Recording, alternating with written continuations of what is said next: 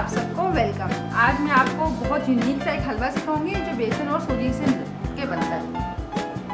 बेसन लिया है मैंने 250 ग्राम, सूजी ली है मैंने 125 ग्राम, यानी कि इनका हाफ का रेशो होता है।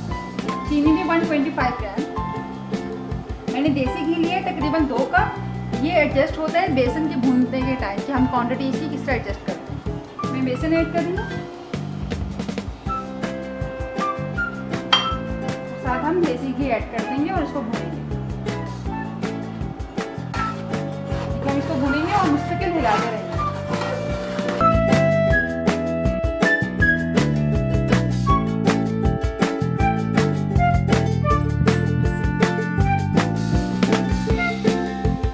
देखिए इससे खुशबू भी आ रही है और कलर भी चेंज हो गया, तो इसका मतलब है ये भून गया है। अब हम इसको डिश आउट कर देंगे।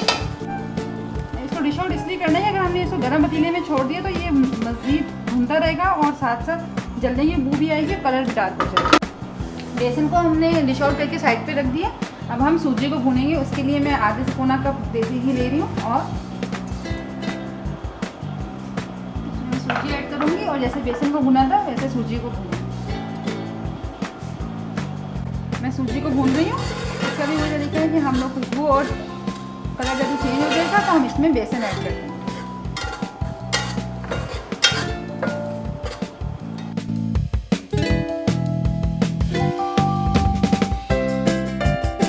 देखिए ये हमारी सूजी से भून जाएगी तो हम इसको भी बेसन के साथ डिश आउट कर देंगे। तो इसके साथ डिश आउट कर देंगे।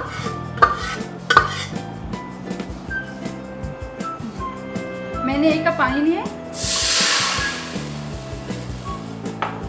और उसमें हम शुगर ऐड कर देंगे और जब शुगर मेल्ट होगी तो हम अपना तैयार किया हुआ मिक्सचर बेसन और सूजी का इसमें शामिल करेंगे।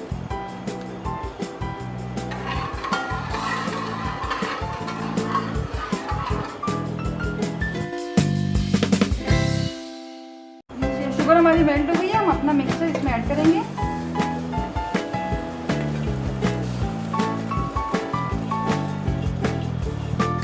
अब हम इसको हिलाते रहेंगे और मैंने इस टाइम आंच जो है मीडियम लो रखी है।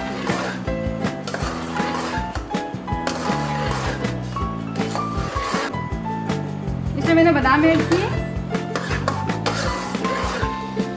ये रेडी हो गया। मैंने चूल्हा बंद कर दिया। ये देखिए किनारे छोड़ रहे हैं, इसका मतलब है कि बिल्कुल रेडी है। हम इसको डिश आउट करेंगे। अच्छा एक चीज़ और, मैंने चीनी की जो चाशनी बनाई थी उसमें मैंने इलायची ऐड नहीं की थी। अगर आप करना चाहें तो कर लें, मुझे पसंद नहीं तो मैंने इसलिए ऐड नहीं की। अब मैंने डिश आउट कर दिया। अब मैं इसको गार्निश करूँगी बादामों से। ये बहुत क्विक है, बस इसका कुकिंग टाइम आपने कंट्रोल करना है कि कोई भी चीज़ ओवर कुक नहीं हो, तो इंशाल्लाह ताला आपको ये बहुत पसंद आएगा।